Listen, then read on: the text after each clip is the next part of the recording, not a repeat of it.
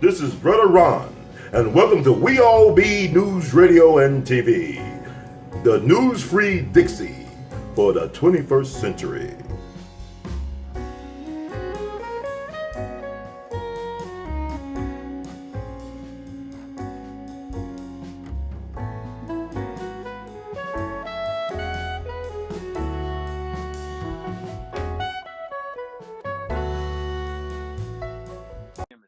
Right. You know, you go back to what you said about voting for Republicans. You know, Jackie Robinson was for Richard Nixon back in 1960. Yes, you was. But he saw how King out of jail. He said Nixon just don't get it. He could help the black vote if he just do certain things. So he was like, wow, okay. He didn't get it, but Kennedy did. Right. Kennedy didn't deliver anything much of all. But the myth of the Kennedy, the Camelot crap. Yeah, and then you got to understand how the Kennedys got their money. Yeah. You ever seen this movie Road to Perdition with Tom Hanks? Yes, sir. Okay. You know who the gangster was modeled on that was in that movie? The Paul Newman character, right? Yeah. Mm-hmm. You know who that was, don't you? Joe Kennedy, Papa Joe. Yeah, Papa Joe. Oh, bootlegger. You know what else they didn't put in the movie, but where he made most of his money for the longest time? Who? He kept blacks out of the job market in the wow. Boston. But yeah, his son is celebrated, or his sons. I mean, RFK basically wiretapped MLK. You know, you can't put that all on you. All of the above. Yeah. And then the actual one that did most for us was LBJ. Yeah, but it made him a villain now. They trying to destroy his legacy now. Well, you know, the interesting thing is about how LBJ got started. Mm-hmm. He had a pet dog. Some of the powers that be killed, so he got mad. So he did two things. Mm-hmm. He went and organized all of the Mexicans and the black folk in the area, and he got them registered to vote, and he got himself elected. Mm-hmm. Then he set up a school for basically illiterate blacks and Mexicans in his area, and he taught the school. Taught the people, blacks and Mexicans in that school. Then he moved up the political ladder. So he wasn't one who had been a stranger to doing something for minorities. So what you telling me, LBJ actually had experience with people of color, whereas Kennedy never had a black friend growing up? Exactly. Okay. That's interesting. You know, he did start, Benito Mussolini started out in the education too. That's fascinating. Yeah, he got a black son. Who, LBJ had a black son? Oh, yeah, I met him. Really? He looked like LBJ, he got the big ears? Looks just like him. Ain't Obama in it. Look at it ain't definitely ain't Obama. Look at him. So, about the same age, actually. He's the same age as you? No, Obama. About Obama age? Okay. What happened is LBJ had a long-term mistress. Her name was Marie Brown. No relationship to me, but I met her some 28 years ago in Dallas on a thing about the assassination. I'd been working on that King assassination. They had a seminar on these things. So we talked and we became friends. And you see pictures now that I know what I'm looking at. You always see Johnson standing in the front row, maybe at the podium, Lady Bird's at his left, and then you can see one row back up in the bleachers or in the stands is Marie Brown to his right. Mm-hmm. She went everywhere with him. Mm-hmm. And she had a baby in 1965 by LBJ. Mm-hmm. When he was U.S. president. I met him. He looks just like LBJ. And in 1966, the one that's the brother, he had by a White House secretary who was black. Oh, okay. LBJ got around, huh? Yeah, so he looks just like him. So I've met the two of them together. Marie Brown introduced me to the two of That is Madeline Brown or Marie Brown? It's Madeline. them. Marie Brown. Okay, I'm listening. She knew Jack Ruby pretty well. Okay. He used to hang around at that Cotton Club down there. Mm-hmm. Or not Cotton Club, at Jack Ruby's club. Ruby was a gangster, see. Mm-hmm. But it's interesting. But I heard. See. And then another thing too about the Obama and McCain. You know, McCain's got 2 black grandchildren. Okay. Well, 4 actually. Really? Like adopted or biological? Yeah, biological. Really? I know his dad's from Canton, Mississippi, I believe. I think he's from Canton. Yeah, but I'm talking about his grandchildren. Uh-huh. See, his dad was an admiral in the Navy. Mm-hmm. McCain, the senator, could have been an admiral if he stayed in the Navy long enough, but he bailed after he got out of that Hanoi Hilton thing. Okay. So the bit about that is his sons married black women. I didn't know that. So when he was running for president, he had black grandchildren who were as black Americans as Barack Obama. So that's why he probably didn't want to go into that race baiting stuff as it relates to Exactly. So you know, if your whole legacy is going to somebody black, you know. But do you remember in 2000 though when George Bush talked about, I guess his adopted daughter, whether she's Indian, I don't know what she was. Like it was some kind of race stuff going on in the South Carolina primary, I believe. Yeah. Back in 2000, I think Bush played that to his advantage. Or whatever he do, yeah. It's been a while ago, but I know McCain thought that was low ball what he did. Yeah, sure. But you look at this: if a man's got grandchildren of a certain race, right, or at least they're going to be identified with that race, that's his legacy is going to them. Right, right. So why are you going to destroy what's going to be you when you're gone? But what about Johnson? Did the Johnson estate or foundation recognize the black son that LBJ had? Yeah, they do. Yeah. Oh, so he's legit. I mean, like he get like whatever. Yeah, he recognized. I mean, later on, that's after he decided he wasn't running for president and started growing shoulder length hair. Oh yeah, like he was. Yeah, he didn't last that long after he became. Yeah. That's what he gave that recorded thing where he called Nixon a crook. LBJ is a complex guy. I think it's hard to. I mean, I think he was highly intelligent. He was a master politician, a statesman, a diplomat. He understood how to get things done. Well, here's what he did. He's unusual. He's the only Senate majority leader in the history of the United States who actually ran the U.S. Senate. Yeah, he was powerful. Very powerful. The other thing is this. He probably, coming up through the ranks, was one of the most unscrupulous politicians that we've ever had. Okay. But once he got to the pinnacle of power, he became probably the most scrupulous when it came to exercise. I mean, like the fact that he would just take a crap in front of everybody with the door open. I just don't know. Well, the other thing too, he admitted, I don't know anything about war. He said my generals are screwing me up, but he had a standing thing that I don't care what time of morning it is, if it's 5 a.m., 4 a.m., if some of the boys get jacked up, you call me. Right. So they were always able to call him talking about this, that, and the other in Vietnam, 3, 4 a.m. in the morning. He'd get up and take the call. Yeah, I really think that Vietnam was an albatross around his legacy, though. It was. Yeah, so he didn't get into it. Eisenhower sort of kind of got us into it by telling the French we would bail them out. Right. And then Kennedy. How come you broke up and said Kennedy did what? He wanted to make a thing about it and get his rep behind it. So Kennedy is the one that invented the Green Berets, special forces and all of that.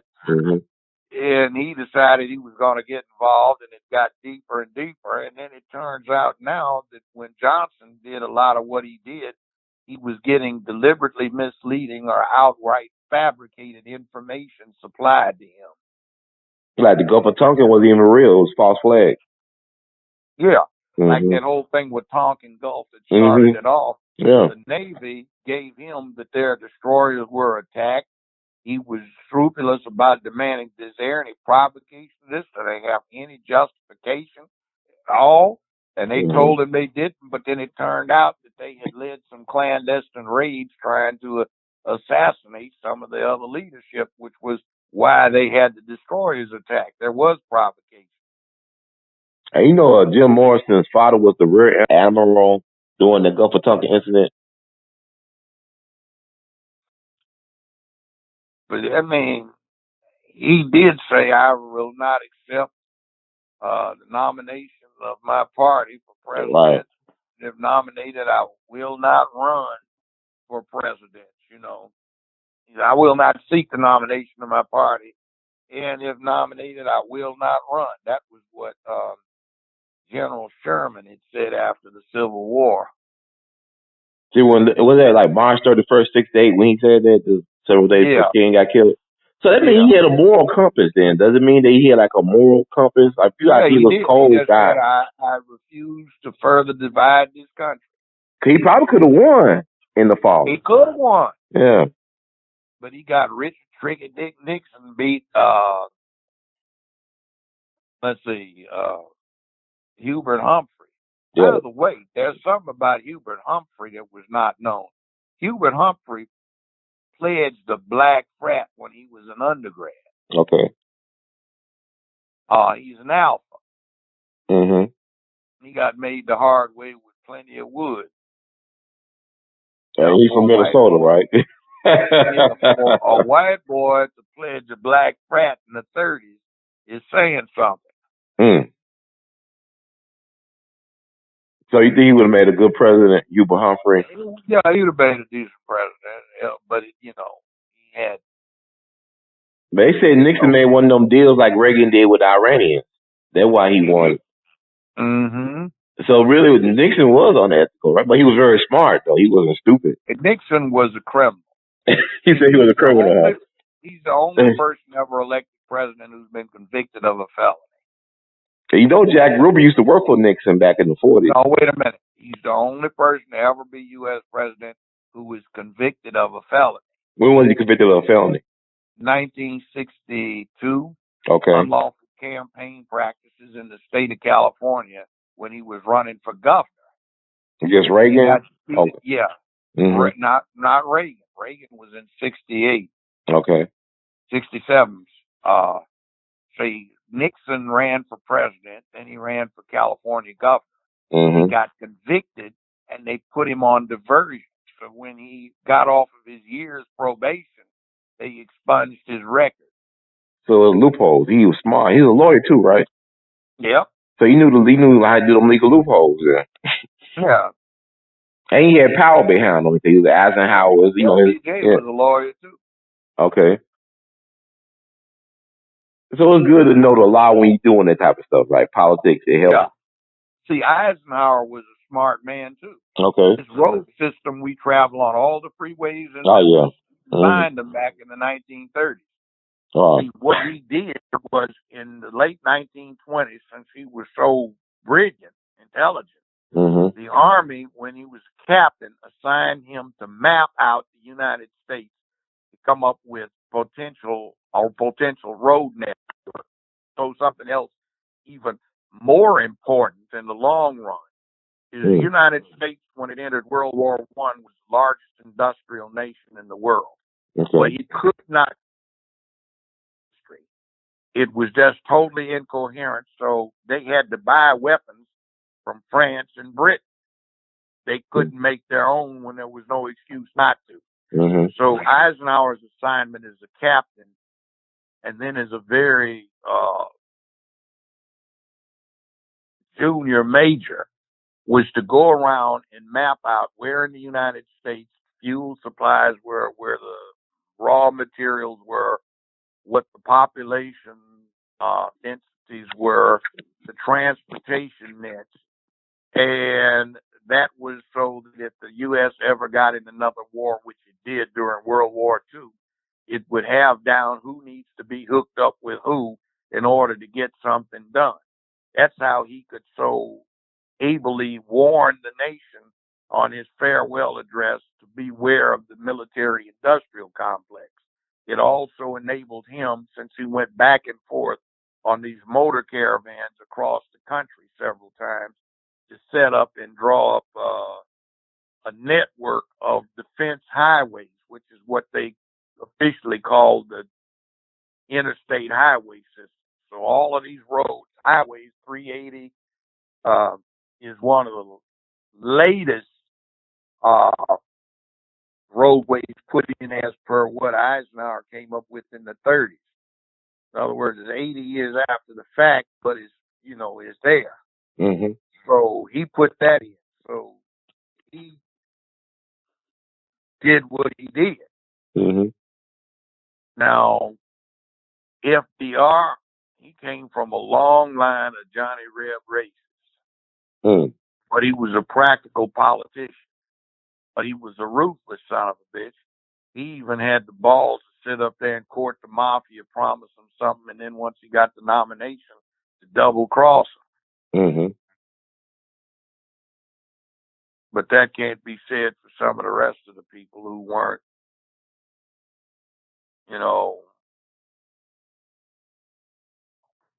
possessed of that character. Right. Clinton, in spite of some things that are somewhat negative, he could have been a very good president if he hadn't had so much time spent with having to deal with Monica Lewinsky stuff. Yeah. Monica Lewinsky did what she wanted to do. She and her mother had a bet to see who could have sex with the most important man, and the daddy knew about it. So they did a pimp. Uh-huh. Well, how do I know that? Yeah. Because 3 of them told me that personally. Wow. When I first started this show, they wanted me to attend these speaking classes so I could speak to audiences. I told them I already knew much of what they would probably try to teach me, which I did. Mm-hmm. But they had Monica Lewinsky in these classes, and her daddy had a bumper sticker on the back of his Mercedes that said, "My daughter sucked the president." Wow, that's her dad? Yeah, dad. Is he a Kardashian or something? I took a Polaroid picture of it I had for you. Oh, man. He a pimp, ain't her dad was a pimp? He pimped his daughter out? Yeah. So my daughter won. He sucked off the president. Well, she wasn't mad at it.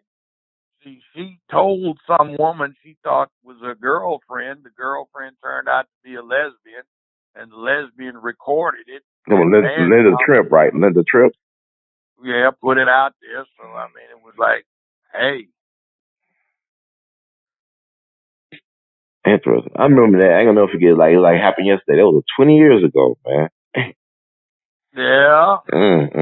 So, Clinton got elected in 1992. So yeah. that's, what is that? That's 26 years ago. All that mess. 25, 24 years ago. Just dealing with the women, man. They just set them up. Then the people that try to go out there, they end up being the worst offenders. The pedophile from Illinois. Well, when George W. Bush and Clinton were running, they didn't talk about ladies. Reason being is Bush's mistresses were known. Right. He had gotten 2 downtown Manhattan apartments for his 2 different witnesses and mistresses in his name. And what was kind of crazy is he would be on the airplane in first class. Barbara Bush would be riding in coach on the same plane, and his mistress would be in the seat next to him in first class. Wow, that's something. So Barbara knew about it. She didn't care. No, Obama didn't know about it. We're not talking about this Bush. We're talking about George Herbert Walker Bush. But you see, I imagine that Obama's daddy knew about it since he and George Herbert Walker Bush were friends. I didn't know that, but I'm saying, but Barbara Bush, like the one, George Bush's wife, she knew about it though, right? Yeah. She was okay with it, right? She was okay with it. She's okay with it, but you see, Barbara Bush George Herbert Walker Bush, Lolo Soetoro, and Obama's mama were all family friends. They all CIA. Well, yeah, Bush ran the CIA. Obama's grandmother distributed CIA funds in the Southwest Pacific. So Lolo had something to do with Zapata oil, George Bush stuff? Yeah, Lolo ran the largest oil company, founded it, that was in Indonesia. Indonesia may have access to the world's largest oil reserves. See, Standard Oil was trying to get them. Lolo had been an executive vice president for Standard Oil, but they encouraged him and backed him because they could get hold of it in a way they could not if they were doing it in their own name because of U.S. law. So Lolo Soetoro also ran the death squads for the Indonesian government.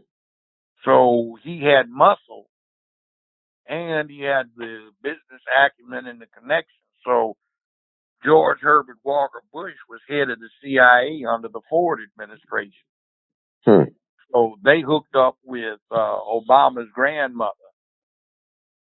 and Obama's stepdaddy. And stepdaddy and President Bush used to play golf all the time. He played golf with Pineapple Face too, right? Noriega. Yeah. I don't know. I don't have any proof on that, but I had pictures of I've seen of Lolo and George Herbert Walker on the golf course. Interesting enough, with George W. Bush in a golf cart, and young Obama standing on the grass, and George Walker's arm around him. I knew all. They said Obama was CIA project. I'm starting to believe that now. Well, his mama worked for a CIA front organization, and his real daddy got brought to America on a fellowship that the CIA had in Kenya to educate Kenyans so they would be American friends. I remember like when he ran 10 years ago, the first time they had like the Kennedy folks brought him over here, which was a lot. Like, you know how Ted Kennedy would say, well, my father program, whatever. And, you know, when he endorsed Obama, they had like, it was the Kennedy connection that brought him here. Ben, see, the Kennedys were trying to make. Now, Judge, you're breaking up. I couldn't hear you. What'd you say? The Kennedys? I said, may have been because the Kennedys were trying to make money too. But I believe like what you're saying might be more factual, though. I mean, you know how politicians like to spend things, you know. Yeah. By the way, can you check your text while you're talking now? I want you to see this picture. Yes, sir. I'll check it. Charlize Theron.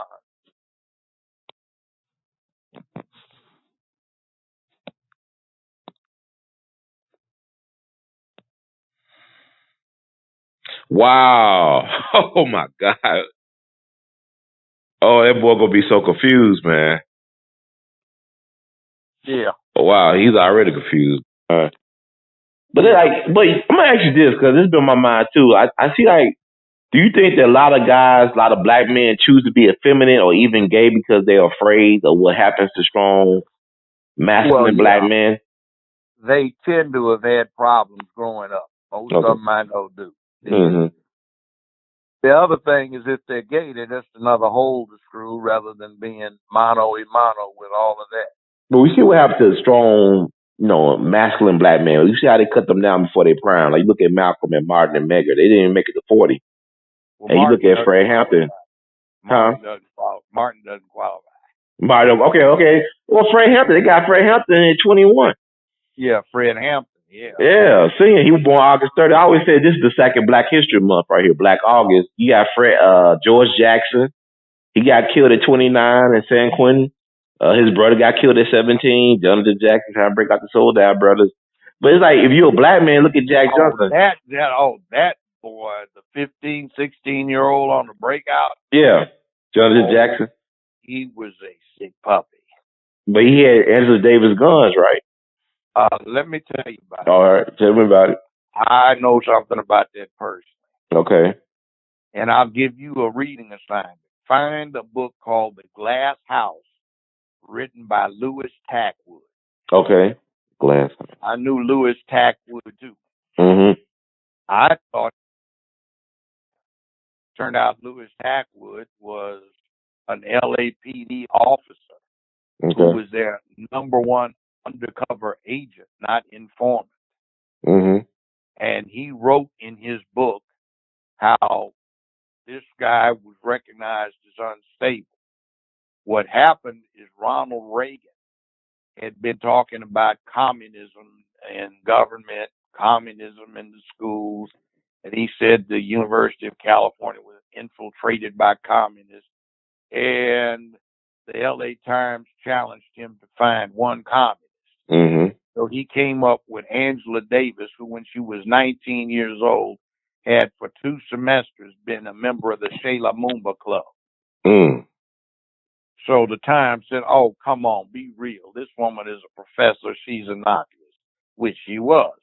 However, she had a carbine, a shotgun, and some other weapons, which I'd seen, because I'd actually repaired one of them and worked on another one because it jammed a lot. Okay. She was a friend of mine, and I wound up, on her urging, taking her class at UCLA. Now, this young brother, Tackwood, indicates that he had been ordered to target because he was mentally unstable. And he was, I mean.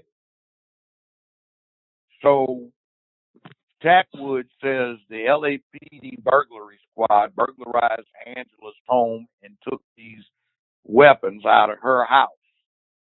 And they had already got surreptitiously the van.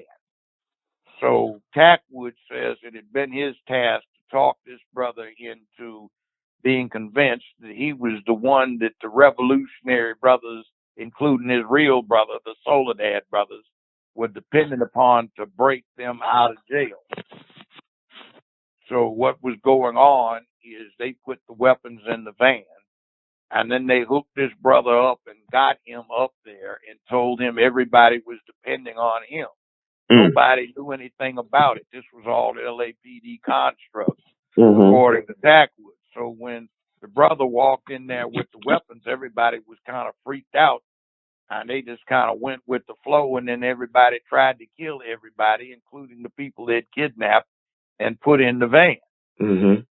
So that was a setup, according to Tackwood, which is basically why they found her not guilty when it went to trial. Wow, that's the story we don't know about. So basically, his brother was what? Is that a entrapment or coercion? I mean, like they basically. No, he was just mentally ill, and they brought him into. They took advantage of that and convinced him that everybody depended upon him. Nobody knew anything about it because nobody planned anything except LAPD and A.L.L. Younger. See, A.L.L. Younger had been district attorney general for Los Angeles, and then when Reagan got elected, he wound up becoming California state attorney general. So there's more to it than that. There's somebody I wound up going to law school with up there. Some man, you know who I saw walking out of A.L.L. Younger's office, yesterday. No, man. Oh, man, you lying to me. Anyway, that's another story. But see, they were trying to give Reagan credibility to back up his assertion that communists were involved. Well, Angela Davis is harmless. No, she's not. So they cooked that up so they would implicate her and discredit her. Actually gave her revolutionary credentials, but, she got put in prison for it for a while before she got acquitted.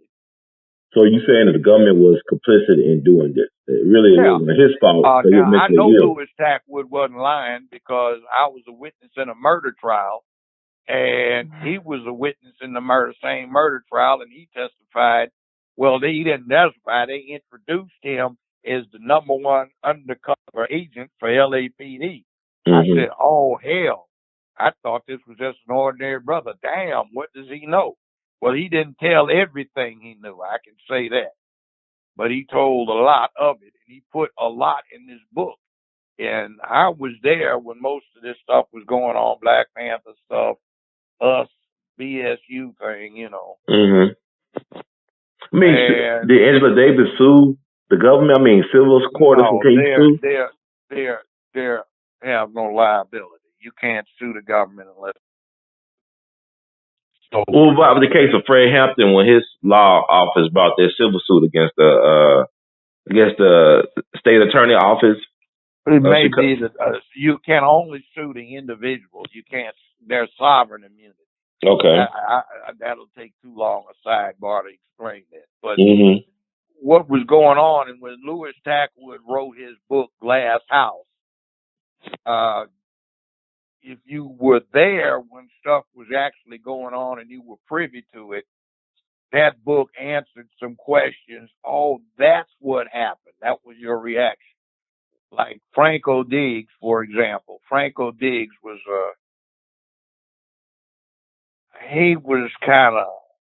he's a scary character. Mm-hmm. Now, Franco Diggs was known as Captain Franco for the Black Panther Party. But Franco had a long history of dealing in drugs, particularly the worst kind, heroin. Mm-hmm. So Tackwood details how they put him deliberately in a cell, meaning Tackwood in a cell next to three people who got arrested, who they had known to be big-time heroin dealers. So when Tackwood goes in there, he describes in his book how he gave this big thing about, the punk squealed on me, blah, blah, blah. Who? Tackwood. Yeah, the dude did so and so and so and so. So based on LAPD's investigations, he was able to say stuff that struck a chord with these three people that Tackwood was talking to, and that was deliberate. So after he got out on cue, they murdered Tackwood. Not Tackwood, they murdered Diggs. Diggs was the one. Got it. Okay. Diggs was one, so I was at his funeral, but it is what it is. Wow, so that's dirty stuff, man. Yeah, and he talked about how they set up so and so he'd get killed, or how he did the preliminary work so LAPD could kill this person. He did a Glass House 1 and a Glass House 2. Now, if you can't find the book, which may be a struggle getting it, but Playboy magazine did a couple of full-length features on those two books. A long, long interview where they basically broke the books down. I'm thinking, this guy, is he deceased now or is he still around? I don't know. His name is Tackwood, Lewistakwood. Okay. And the name of the book is Glass House, and then Glass House 2. I'm about to check that out, man. I'm fascinated. It makes good reading for anybody who's, quote, interested in the revolution and what happened to basically destroy everybody's enthusiasm for it. So J. Edgar Hoover with the FBI. So did Tackwood have anything to do with Geronimo Pratt getting caught up and in prison? Well, he didn't tell on everything he could have told on Geronimo Pratt. Mm-hmm. But he talked about what led to Geronimo Pratt getting jacked up. LAPD tried to put on a whole lot of people, including self. Like, I got caught up in a real mess behind that, but I didn't know about it for 25 years, and then found out later what that's what was going on. Damn. Wow. But see, he talked about how they stole this pistol and planted it to implicate Geronimo Pratt. But I knew about that on the other side. But see, a whole lot of stuff he talked about. See, Geronimo Pratt, I recruited personally. I personally recruited him to UCLA. We managed to get into a special admissions program. So I recruited Geronimo, who had done 3 or 4 tours in the NOM. He'd been a Green Beret, so he was seriously dangerous. And the problem, he'd actually gotten to like what he was doing. There was John Huggins, who had come in from the East Coast. He was in the Panther Party. There was Bunchy Carter, who had been chairman of the Slawsons, a big gang before they all fell apart after 1965, after the uprising. and he had done a penitentiary stretch of 7 years. But he was illiterate when he went in, taught himself to read and write, and started writing poetry. So we recruited him. Then there was young Nathaniel Clark. We recruited him. And then Elaine Brown, who had been a secretary out at UCLA, but had joined the party. So I recruited all of them to UCLA under the high potential special admissions program. Mm-hmm. So we talk about work on strategy and everything, and that's when we wound up running into that US organization thing. Ron Karenga, aka Ron Everett, had decided that he wanted to set up a black studies program that actually would have been a 4-year degree in what we called usology for the US program. Everywhere we are, us is what their saying was. So we got in a bunch of new people we had recruited, and some of them wanted to go militant, but they didn't have the balls. So as soon as they pulled off an illegal election, one person's name, I don't even want to get into because I said I owed him a behind whipping until the day he died, but he's dead now, so I guess I missed the opportunity on that. We won't go into it. Yeah, the judge does think like that sometimes, but anyway, he became BSU president. Us folks started intimidating everybody. They went around and they visited certain people and extorted them, put pistols to their heads, and told them what they were going to do. They didn't try it with some of the rest of us. And there were guards on campus. Like one meeting they had, Panther Party was there, BSU from across the city, and us folk were there. And there were about 250 people in this meeting, and everybody had guns, self included, and a couple of people had hand grenades. It would have been real nasty. But, that's what was going on, because LAPD and the FBI were backing the US organization from our perspective at that time. The Nation of Islam was involved, but they were kind of on the neutral side. But they didn't like the US folk because of some of the stuff that was being done on by them in terms of us infiltrating all these community organizations. And they had a bunch of people that could take shorthand, and they'd take these shorthand notes at all these things. And after the meeting was over, 2 weeks later, the FBI would come in and start interrogating you on exactly what you said. So meetings with no US organization, no FBI backup, and when US was there, FBI would haul you in. They'd pick you up at campus, take you 20 miles downtown LA, and they would go through your pockets, take everything out, keep your money. And if you had a phone book, they'd keep that too. Wow. So you'd be stuck no money and you're 20 miles away from your car. So you'd have to bum a quarter to get somebody, or a dime to call somebody to come pick you up. Mm-hmm. But wow. Man, we got picked up by the FBI like every few weeks. It's like, what do you want again? Well, I have nothing to say. You never tell the feds you don't know, because they'll prosecute you on making a knowingly false statement if they got any information that you know what's going on, even if you ain't guilty of it, So we instructed each other, never tell them you didn't know this. Say, I got nothing to say. Freedom of speech, First Amendment, anything. Or F you, or go to hell, drop dead, anything like that,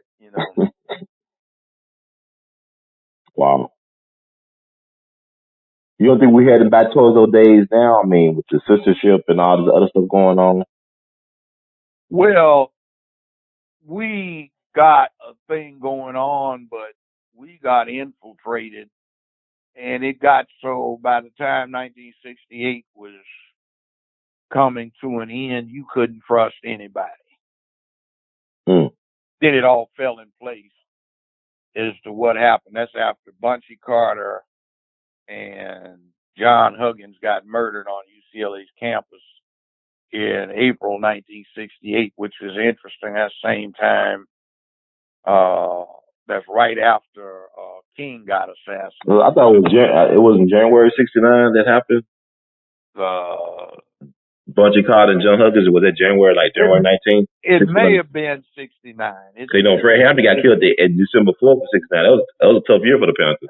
Yeah, well, that may have been January. It's been 50 years, but I was in the building when it happened. Okay. 4 folk from the US organization, hell, they came upstairs and put 4 bullets in the back of my chair. I just got nothing left the damn chair. Oh, wow. Were you packing that day, Judge? You had your gun on you? I was armed. Wow. That's crazy. But I was on the 3rd floor, so that must have been somebody behind the initial 4 in there, because 4 of them were downstairs in the cafeteria where they shot Huggins and Carter. They ran down the hallway, and even though John Huggins had been fatally wounded, he took a .357 and fired 6 shots at them running down this long hallway. Managed to hit one of them in the back right shoulder, which didn't slow him down too much. So meanwhile, they kicked in the door of my office and put 4 bullet holes in the back of my high back chair. And I had been walking down a stairway on the side of the building. That's a blessing. Wow. Okay. They kept us all in there, and they kicked in the door of a conference room 1.5 miles across campus, where we had an acting black chancellor of the University of California. And they marched him handcuffed in front of all these students at 1:00 in the afternoon, all this distance across campus, and handcuffed him to a chair too. So they kept us cuffed for about 4 hours in the building. Oh, man, it's crazy. This is America. What has changed? The detectives now. I helped them out. You know, we didn't have any love for the US organization, and everybody knew who the gunmen were. 2 of them actually were shooters, and the other 2 were accessories. People knew their names. Yeah, dude's mama lived on such and such street. 2 of them were twins. See. Wow. So I remember LAPD detectives called me up and said, could I meet them at a restaurant? I said, well, hey, okay. So they got down there, and they were really nervous because I had told them, I said, these US folk are working with you. They said, oh, no, you crazy. They said, we think you're right. They said at the restaurant, they told you that? Yeah, well, I mean, they got scared because they said stuff's happening to some of us, And I know. Did the LAPD tell you that? Yeah, they're telling me that. Wow. They got nervous because, man, there's some crazy stuff going on here. Our lives in danger. We didn't want anybody to know about this and watch your step. Wow. I said, I am doing that. And just say, you got to be careful. The other thing, too, is, said, look, let me tell you this. We went out to go bust these folks, and didn't nobody but me and him and 5 other people know about this. And by the time we got there, it had already been tipped off. This has been going on again and again. Wow. We'll have a make on where to find these folks. They were trying to get, the 4 gunmen, or the 2 gunmen and the 2 accessories. So the 2 accessories who were twins surrendered. So they wound up going to trial and got convicted of 2nd-degree murder. So they got 25-year sentences. So they put them in a work camp. And guess what?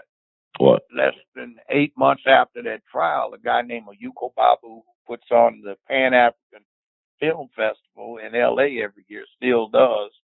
He and myself and some other folk, we had a thing we set up at the Palladium down on Hollywood Boulevard to raise money for the Frelimo guerrillas in Mozambique. We were going to send them jungle boots, but the State Department confiscated the whole jet plane load of them. So we raised money. And I'm walking through the audience and hear these 2 folks Just 8 months after they'd been convicted of second-degree murder, they in the audience. I said, man, why the hell you get out of here? We escaped. Turned out they had walked away from a work camp and their escape bulletin had been taken down after 48 hours.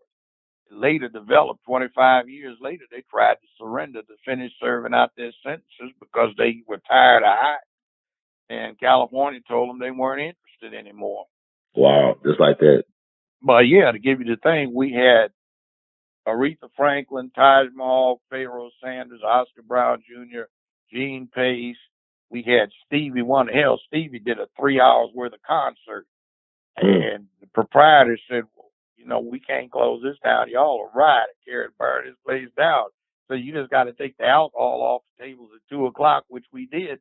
So we went on until sun came up at 6 a.m. in the morning. Wow. But by the way, see, all of those people, they volunteered their concert services. Us wanted $5,000 to do a rubber boot dance. You just can't stay around Coretta, can you? No, I can't. You got too many people I know killed. But what about, I read an article about that, about the situation with the twins escape, and it came back years later. I think Erica Huggins said she forgave them or something like that, that they had no problem with them anymore. Well, they weren't the gunmen. Okay.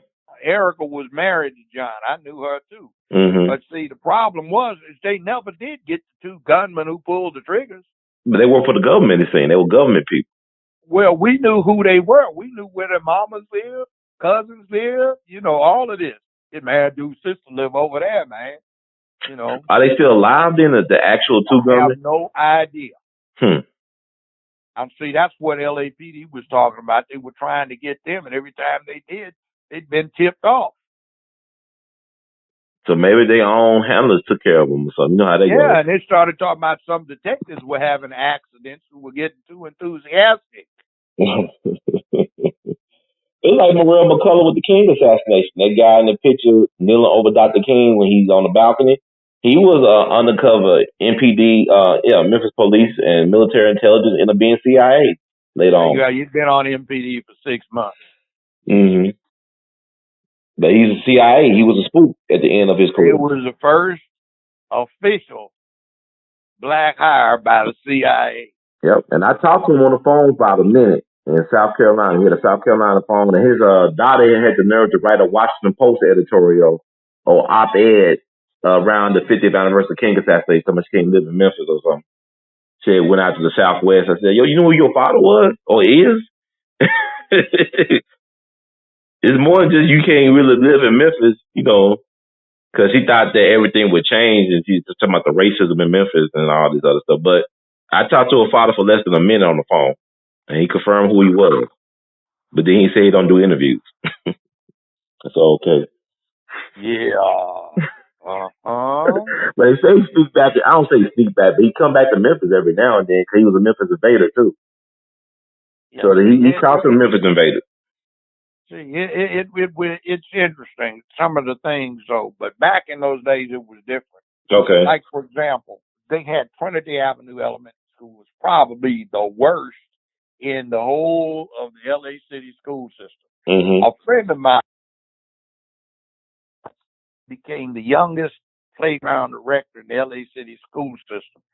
So he got me to volunteer to work for him, and he had another brother named Chappelle, Dr. Ron Chappelle now. Okay. So we ran this playground. We had Tookie Williams as one of our students, you know, the guy that started in prison.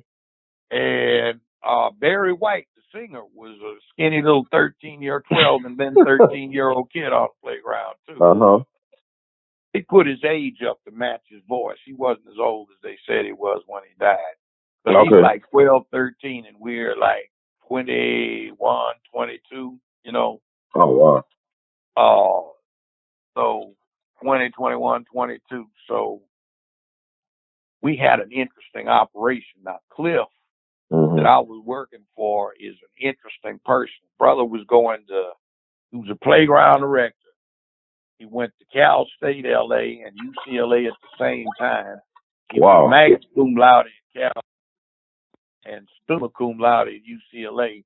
And he is a martial arts grandmaster, guru, Black Belt magazine calls him probably the most dangerous human alive in North America. Cliff Stewart, right? This Cliff Stewart? Yeah, Cliff Stewart. Okay. I told you about him. Uh-huh. We set up a thing to take 150 kids a week to see movies. Downtown LA got them in for free. Got UCLA to provide the transportation. We set up booths and everything. We'd sell hot dogs, soft drinks. We eventually set up our own movie theater on the school grounds in the auditorium. And one of our people actually was the only licensed black projectionist in the state of California. Wow. So we wound up getting free movies, and we'd show the kids. We had a radio show, and I was the DJ. I operated the radio station. Wow. And we had a good time, but there was some interesting stuff. Like, for example, there were LAPD. The sergeants and the lieutenants said, leave the playground alone. It's a good thing. But these knuckleheads, in the squad cars, they couldn't listen to this. So one time, two of them drove their squad car up on the playground and started messing with all the kids driving around, getting in the way and halfway running over these kids. So Cliff and I padlocked the gate. Now, in those days, all Los Angeles schools had a chain link fence around them with barbed wire at the top. So we just threw double chain padlock around the gate they'd come through, and all the rest of them were locked. So here they are trapped. Their squad car, they can't get them out the gate, so they called the sergeant. Sergeant talked to us and went over and chewed them out and said, I told you not to come in here and mess with these kids. So a week later, one kid who was a 16-year-old high school student who had volunteered to be an assistant, he came the next day with his arm in a sling and a turban around his head where he had got scalp lacerations from when LAPD jumped him and beat him up and broke his left arm. Wow. Now, interestingly enough, some years ago, he was on the Central Committee for the California Republican Party. As there is that. Oh, well, they knew back then who he was. That's what you trying to say. Yeah, he wasn't 16. So anyway, we had all of these meetings, and the Panthers showed up, the US folks showed up. There was almost a war between the party and the US people at that point. And the nation showed up, and us stopped coming. But anyway, we had a series of meetings, and then LAPD showed up, and it was kind of funny. I was up on the stage with a microphone haranguing folk, as I am wont to do. And three of them started marching up there, and Cliff knocked one of them out, right? This is one of the US people, right? Some of the US folks? No, Cliff is the playground director. I know Cliff, but he knocked one of the US people out? No, this was LAPD. Oh, wow. This is badass. Okay. Yeah, so anyway, it got real ugly. The Panthers, the BSU types, and the community types, who were all these real live gangsters. I'm not talking about street gangs. I'm talking about, bank robbing gangs and stuff like that. Old men. So finally, one police captain restored some kind of order. He said, I told you not to mess with these people with the confusion. So that same sergeant that told these folks not to mess with people, he got to go. That was a sergeant. This was the captain. Oh, it was a captain. Okay. So anyway, they finally got the message. But it got real tense down there from time to time. So you think that type of stuff can happen now? We just too weak right now in this period for us to be that strong. Because Ferguson could have been there. But we was just walking around. I'll just leave that alone. It's another story. But go ahead. I'm listening, Judge. The other thing, too, about manhood and its importance in the community, it was me, Ron Chappelle, and Cliff. We would have, between the three of us men, young men, we had 150 kids, 100 to 200, every Wednesday, ranging from first grade to seventh grade. All right. never had a problem. Patrons of these movie houses would say, we didn't even know there were kids in there until they came out and bought the concession stand up during intermission. You know, that was back in the day when they had 2 movies at a time. Mm-hmm. So they say, you got kids buy up the concession stand, you can bring them anytime you want. Wow. So then we had these sisters who were doing a program they had. So there were 9 of these sisters. And the first time they bought 10 kids, and these 10 kids just started getting loud and disruptive, and we had to impose order. And they talk about, why are you letting these kids they had a right to have to express themselves. No, they'll ruin it for everybody. They can't do that. Mm-hmm. So in other words, 9 women couldn't keep 10 kids in check, but 3 black men could keep 200 peaceful. And that's why they fear black men over anybody else. Yeah. That's basically what it is. One time when these girls, more of these kids couldn't control, I remember I said something one time, another time Cliff said somebody near's lost their mind. Everything just got quiet. How are you making them? You feel intimidating because they were messing up the show. Then I think but Judge, like, I get that talk sometimes when I'm working with people that say, your voice is intimidating. I said, why I gotta change? I'm not cursing you out. I'm not disrespecting you. Why are you intimidated by my tone and voice? Oh, well, see, that's men and women say that stuff. Go on, why it's good? Why? If you ran into a bear, wouldn't the bear be intimidating? Yeah. If you ran into a lion, wouldn't he be intimidating? That's right. Yeah. What the hell do you think's supposed to be going on with the foremost predator on the damn planet? Right. He's supposed to be intimidating.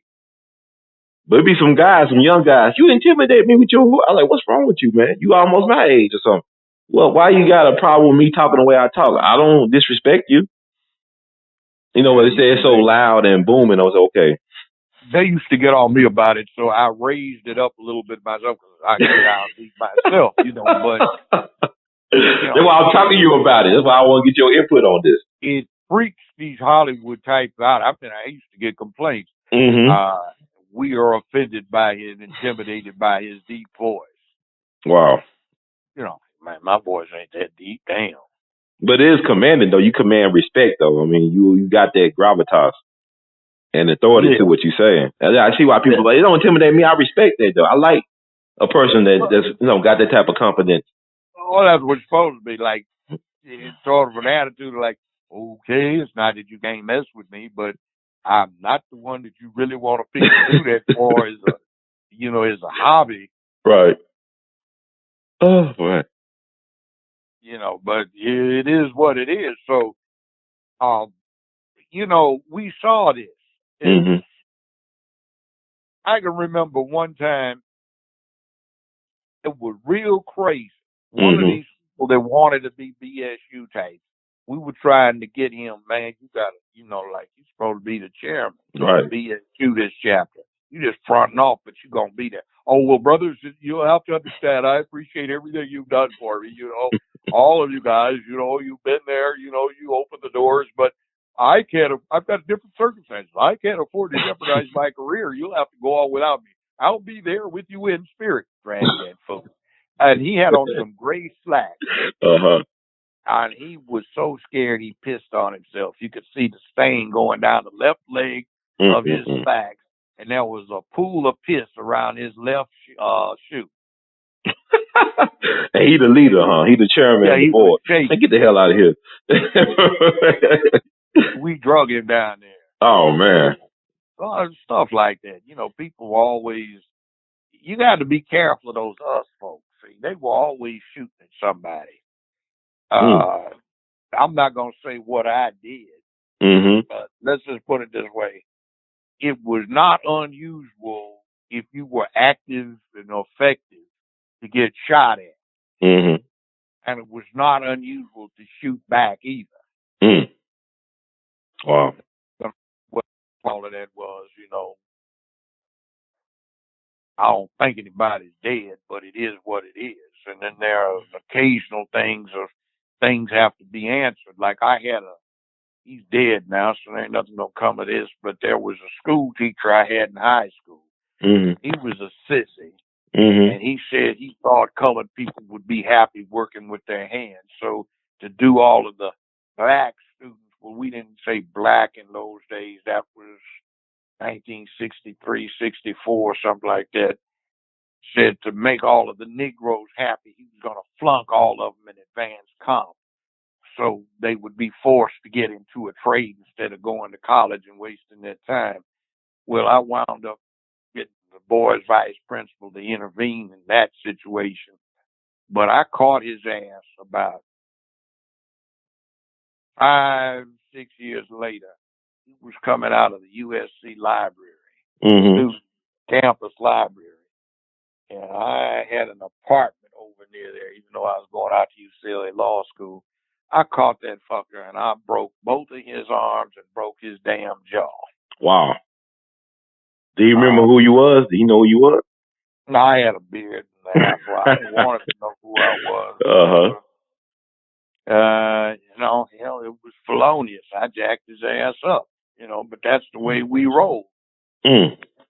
Sometimes somebody got out of hand. Well, we had a whole bunch of professors would take sudden sabbaticals to Israel or to Europe or something, starting the second week of the quarter because they had been opposed to black admission.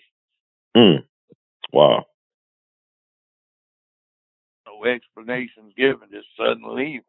But then UCLA, they still got low admissions of black people, right? In UCLA. Oh, yeah, when I got to UCLA in '65, they had 72 full-time black undergrads and 73 full-time black grad students. That's 145 out of 62,000 full-time students. Oh, that's an insult, man. All them black folks out in LA. Yeah, that's an insult. Yeah. And then 1966, 67, we did a whole lot. We'd set up a BSU. And we got them to agree to let 250 blacks transfer in from junior colleges and stuff like that, and straight out of high school, plus a few more that came in through regular admissions. And then the next year, 68, 69, we got another 250, but that was where we made the mistake. We were less vigilant, and that group came in. Brothers, your efforts are appreciated, but we're not radicalized.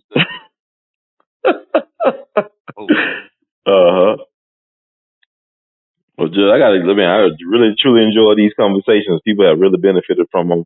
And before you go, I want to get your take on this, like with the Papa John thing. I know we didn't talk about it, but do you think it was the right protocol to remove him, John, whatever his name, Snyder, whatever, for his remarks? Were they taken out of context? What's your thoughts about white folks using the word nigger?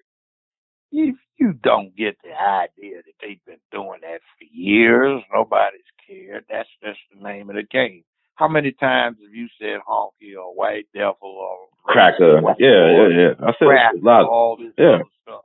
Yeah. I mean, let's not be hypocritical. See, that's that feminist crap creeping in there. But you have thin, tender skin, you can't take anything. Right. That's like that hashtag Me Too. You see what's happening with that? Just backfiring. Somebody was able to be vindicated from it. Like a man was accused of something. You see what they did with Jesse this week, didn't you? They couldn't get him on a hashtag Me Too, so they got a gay boy to accuse him of discrimination against gays. Who, Jesse Jackson? Yeah, discrimination. Oh, come on, man. Please. Guy claimed he got hired by the NAACP or something around there, or the Rainbow Coalition. Okay. And he wound up getting promoted up to being Jesse's travel assistant.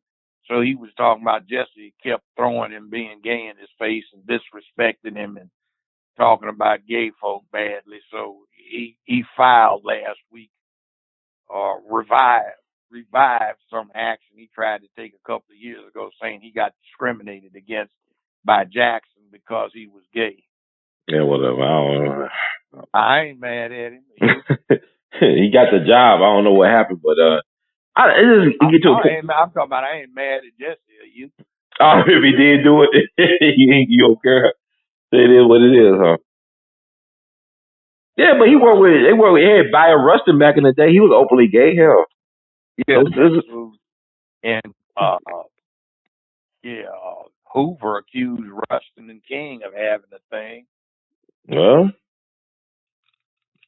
I know Adam Clayton Powell didn't care for him. And that's a person we won't even talk about no more. Adam Clayton Powell Jr. He was a great politician and servant for black people and for people in general, but we don't talk about him. We don't remember the people that a lot of times really fight the fight for us.